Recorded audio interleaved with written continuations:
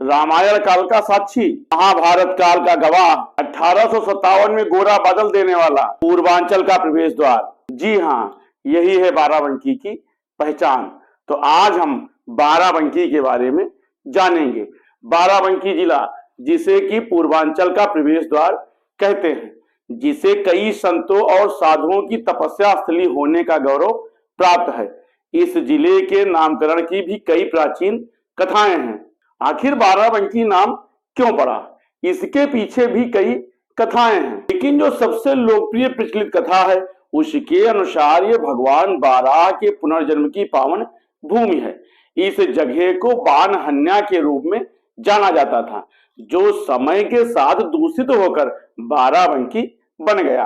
बाराबंकी को पहले दरियाबाद के नाम से भी जाना जाता था और इसका मुख्यालय दरियाबाद शहर था, जिसे मोहम्मद शाह शर्की की सेना में दरियाब खान नामक एक अधिकारी ने स्थापित किया था। 1857 तक दरियाबाद यहाँ का मुख्यालय रहता है और अब उसे बाराबंकी के नाम से जाना जाता है। अंग्रेजों द्वारा इस जिले का विस्तार किया गया और इस जिले में लखनऊ से कुर्सी और रायबरेली से हैदरगढ़ को जोड़ा गया। ऐसी मान्यता है कि प्राचीन समय में यह जिला सूर्यवंशी राजाओं द्वारा शासित राज्य का एक हिस्सा था और सूर्यवंशी राजाओं की राजधानी अयोध्या थी। राजा दशरथ भगवान राम सूर्यवंश से संबंधित थे।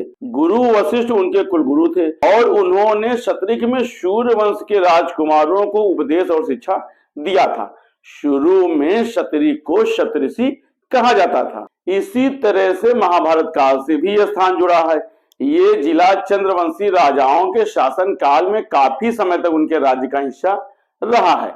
महाभारत युग के दौरान ये गौरव राज्य का हिस्सा था और भूमि के इस हिस्से को कुरुक्षेत्र के नाम से जाना जाता था। ऐसी धारणा है कि पांडवों ने अपनी मां कुंती के साथ अपने राज्य निर्वासन का कुछ समय घाघरा नदी के तट पर व्यतीत किया था।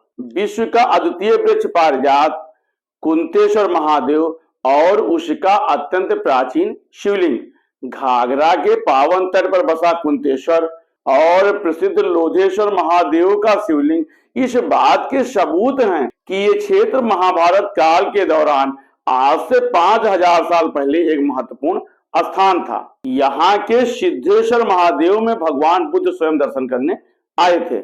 ऐसा कहा जाता है कि बाराबंकी जिले को मुस्लिम विजय से पहले जसनौल के नाम से जाना जाता था, जो भर जनजात के राजा जस के नाम पर बसाया गया था और उनके बारे में कहा जाता है कि उन्होंने 10वीं शताब्दी से पहले इसकी स्थापना की थी। मालिकों के बदलने के साथ नाम बदलते गए और बाराबंकी नामकरण की कई प्रक्रियाओं से गुजरता गया। मुस्लिम शासकों ने इस जिले को अपने समय में 12 हिस्सों में बांटा, जिस पर संबंधित मालिकों में इतना झगड़ा हुआ कि उन्हें 12 बांके कहा गया।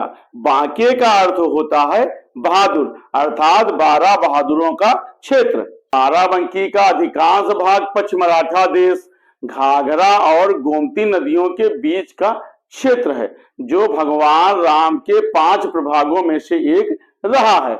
और ईसा के बाद हम देखें तो उपलब्ध ऐतिहासिक दस्तावेजों के अनुसार तो 1030 में इस क्षेत्र पर महमूद गजनी के भाई सैयद सालार मसूद ने हमला किया था। उसी शताब्दी में मदीना के कुतुबुद्दीन ने भी हिंदू रियासतों पर कब्जा किया था, जिससे यहाँ पर मुस्लिम प्रभुत्व स्थापित हुआ। 1030 में मुस्लिम विजय के बाद शतरिक में इस जिले में पहली अस्थायी बस्ती बसाई गई। सिहाली पर विजय प्राप्त की गई। इसके शासक सिहारिया क्षत्रिय की हत्या की गई। किंतूर पर कब्जा हुआ और उनकी भर रानी कीर्तिमा देवी की भी हत्या की गई। एक युद्ध जो सहेत महेत के भर प्रमुख सोहिल देव और कन्नौज के राठौर सम्राट चंद्रदेव के बीच लड़ा गया, वो शतरिक में लड़ा गया। 1049 में मदीना के कुतुबुद्दीन के द्वारा कन्नौज और मानीपुर के राजाओं को पराजित किया गया और उन्हें अवध क्षेत्र से बाहर भगा दिया गया।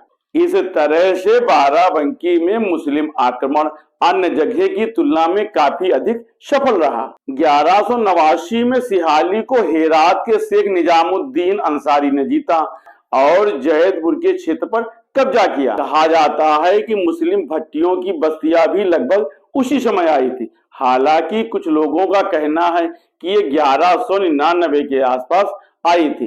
भट्टी मुस्लिम पंजाब और राजपूताना के भटनेर या भट्टियाना से आए थे और आज के मौई के क्षेत्र में बसे थे। 1350 से 18वीं शताब्दी के मध्य मुस्लिम अप्रवासियों ने इस जिले में भारी संख्या में बसना शुरू किया। अलाउद्दीन खिलजी के शासनकाल में रुदौली पर कब्जा किया गया। ये वही समय था जब अलाउद्दीन ने अनिलवाड़ा, चित्तौड़, देवगिर, मंडोर, जैसलमेर, गगरौन, बूंदी जैसे क्षेत्रों को जीता था। 1444 में दरियाब खान सूबेदार ने दरियाबाद की स्थापना किया और उनके भाई फतेह खान ने फतेहपुर उपनिवेश को बनाया था। इसी समय रुदौली के बरौली और बरई क्षेत्र में भी मुस्लिम जमींदारों का प्रभाव बढ़ने लगा। यही विषम परिस्थितियों में हरहा क्षेत्र के सूरवंशी शासकों ने और सूरजपुर की सूरवंशी बहरीलिया जागीरदारों ने अपनी जागीरों को सुरक्षित रखने का प्रयास किया। हालांकि मुस्लिम सम्राट अकबर के शासनकाल में इस जिले को अवध और मानिकपुर की सरकारों के अधीन विभाजित किया गया।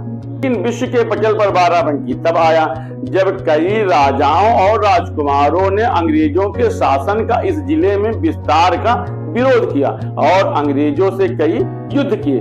ब्रिटिश राज के दौरान कई राजा अपनी आजादी के लिए लड़े और ऐसा करते हुए इन महान क्रांतिकारियों ने अपने जीवन का बलिदान दिया। ब्रिटिश सेना से भारतीय आजादी के पहले युद्ध की आखिरी लड़ाई जो ओबरी में बाराबंकी से लगभग 2 किलोमीटर की दूरी पर रेड और जमुरिया नदी के संगम पर हुआ था। यहाँ पर राजा बलभद्र सिंह चहलारी ने लगभग 1000 क्रांतिकारियों के साथ ब्रिटिश शासन से स्वतंत्रता के लिए अपने जीवन को बलिदान किया था। ये लड़ाई दिसंबर 1958 में हुई थी।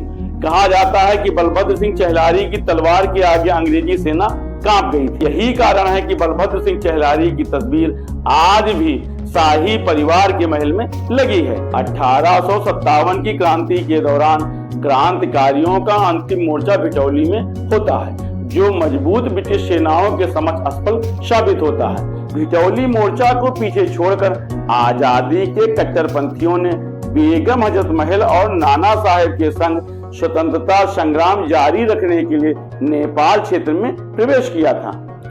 जब 1921 में गांधी जी ने असहयोग आंदोलन शुरू किया जिससे एक बार फिर आजादी की लौ प्रज्वलित हुई तो इस जिले ने अग्रणी पहल करते हुए प्रिंस ऑफ वेल्स के भारत आगमन का विरोध किया था। उस समय सरकारी हाई स्कूल नवाबगंज में बड़ी संख्या में स्वतंत्रता सेनानियों की गिरफ्तारी हुई थी जिसमें श्री रफी अहमद किदवई भी गिरफ्तार हुए थे। 1922 में खिलाफत आंदोलन, 1930 में नमक आंदोलन, 1942 में भारत छोड़ो आंदोलन में इस जिले के लोगों ने सक्रिय सहयोग किया था जिससे ब्रिटिश शासन की रातों रात की नींद उड़ गई थी। उस समय यहाँ के जिला कांग्रेस कार्यालय को सील किया गया लेकिन स्थानीय नेताओं ने भूमिगत रहते हुए अपना विरोध जारी रखा। उसी समय यहाँ के क्रांतिकारियों के द्वारा 24 अगस्त 1942 को विरोध प्रकट करते हुए हैदरगढ़ डाकघर को लूटा गया। इसी तरह की अन्य घटनाएं जीपीओ बाराबंकी और सतरिक में भी हुई थी। सत्याग्रह के आह्वान पर इस जिले के लोगों ने उस समय उत्साहपूर्वक भाग लिया था और बड़ी संख्या में गिरफ्तारी दी थी। ऐसे में बाराबंकी के इतिहास को, उसके पौराणिक महत्व को किसी भी रूप में कम नहीं समझा जा सकता है। बाराबंकी जिले का इतिहास आज से नहीं हजारों साल से चलता आ रहा है जो कई पौराणिक कथाओं और घटनाओं का साक्षी रहा है जिसके आंचल में आज बहुत सी कहानियां छिपी हैं।